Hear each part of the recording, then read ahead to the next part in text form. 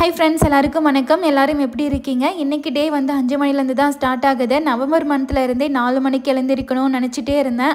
ஆனா என்னால சுத்தமா முடியல. இன்னைக்கு 5 மணிக்கு தான் எழுந்திருந்தேன். நான் வந்துட்டு குரூப் 4 எக்ஸாம்க்கு தான் படிச்சிட்டு இருக்கேன். லாஸ்டா வந்து நான் காலேஜ் படிக்கும்போது 3rd இயர் 2017ல வந்து எழுதிருந்தேன். அதுக்கு அப்புறம் காலேஜ் ஃபைனல் இயர் 2018ல தான் ரிசல்ட்டே வந்துச்சு. ரொம்ப லாங் கேப். அதனால எனக்கு படிக்கின்ற அந்த இதுவே போயிடுச்சு.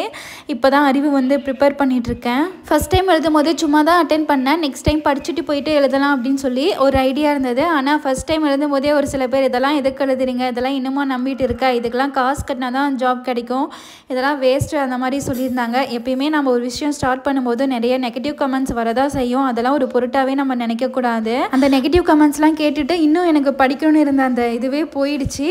நமக்கு ஃபேமிலின்னு ஒன்று வரும்போது தான் அதுக்கான இம்பார்ட்டன்ஸ் வந்து புரியுது.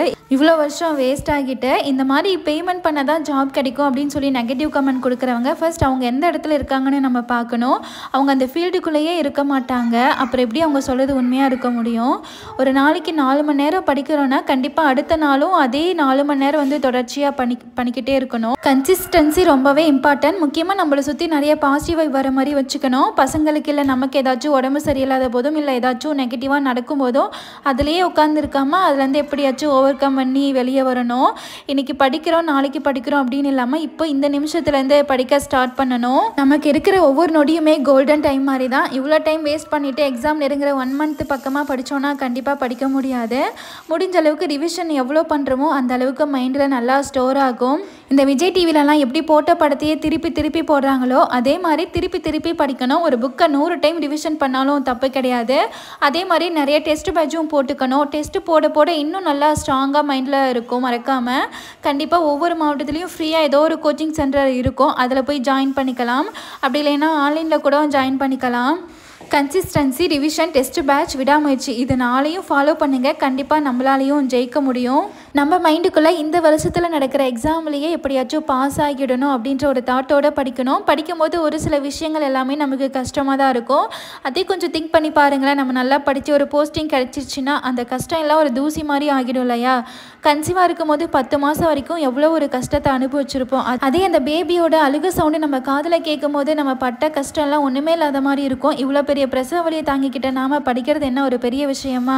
குடும்பத்தையும் பார்த்துக்கிட்டு வீட்டு வேலையும் செஞ்சு வச்சுட்டு படிக்கிறோன்னா நம்மளெல்லாம் எவ்வளவோ பாராட்டியே ஆகணும். யாரும் மோட்டிவேட் பண்ண மாட்டாங்க. நம்ம தான் நம்மளை இந்த மாதிரி மோட்டிவேட் பண்ணிக்கணும். முடிஞ்ச அளவுக்கு ஷெட்யூல் போட்டு படிங்க. 3 மணி நேரம் தமிழ் படிச்சிங்கன்னா அடுத்த 2 மணி நேரம் வேறு சப்ஜெக்ட்டுக்கு டைம் ஒதுக்குங்க. ஒரே சப்ஜெக்டாக படித்தா கண்டிப்பாக தூக்கம் தான் வரும், போர் அடிக்கும். மாற்றி படித்தோன்னா நமக்கு கொஞ்சம் இன்ட்ரெஸ்டிங்காக போகிற மாதிரி இருக்கும். நைட்டு தூக்கம் வராமல் இருக்க மேத்ஸை பாருங்கள். கண்டிப்பாக தூக்கம் வரவே வராது. நமக்கு மோட்டிவேட் ஆகணும்னா மற்றவங்களுடைய மோட்டிவேட் வீடியோ பார்க்கணுன்னு அவசியம் இல்லை. நம்ம சின்ன வயசுல இருந்தே நிறைய கல்லடி பட்டிருப்போம், நிறைய அவமானங்கள் பட்டிருப்போம். அதெல்லாம் கண்ணு முன்னாடி கொண்டு வந்தாலே போதும், ஆட்டோமேட்டிக்காகவே நல்லா படிக்க ஆரம்பிச்சிருவோம். கண்டிப்பாக படிப்பு தான் நம்மளுடைய பெரிய ஆயுதமே. கண்டிப்பாக இந்த எக்ஸாமில் எல்லோரும் அடிக்கிறோம், தட்டி தூக்குறோம். எல்லாருமே நல்லா படிங்க. எல்லாத்துக்கும் என்னுடைய ஆல் தி பெஸ்ட்.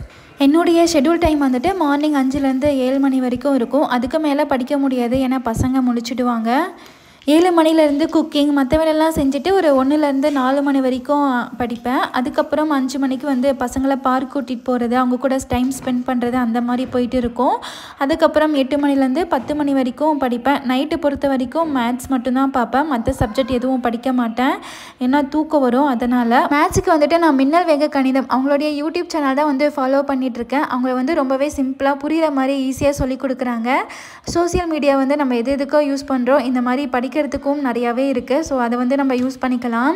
மேத்ஸ் பொறுத்த வரைக்குமே பார்க்கும்போது ஈஸியாக இருக்கும், ஆனால் எக்ஸாமில் போய் கண்டிப்பாக சொதப்பிடுவோம். அதனால் முடிஞ்ச அளவுக்கு எவ்வளோ வந்து ஒர்க் அவுட் பண்ணி பார்க்குறோமோ அவ்வளோ வந்து ரொம்பவே நல்லது. அவ்வளோதான், இந்த வீடியோட எண்டுக்கு வந்தாச்சு. ஏதோ ஒரு வகையில் உங்களுக்கு மோட்டிவேட்டாக இருக்கும்னு நினைக்கிறேன். அடுத்த வீடியோவில் பார்க்கலாம். பாய்.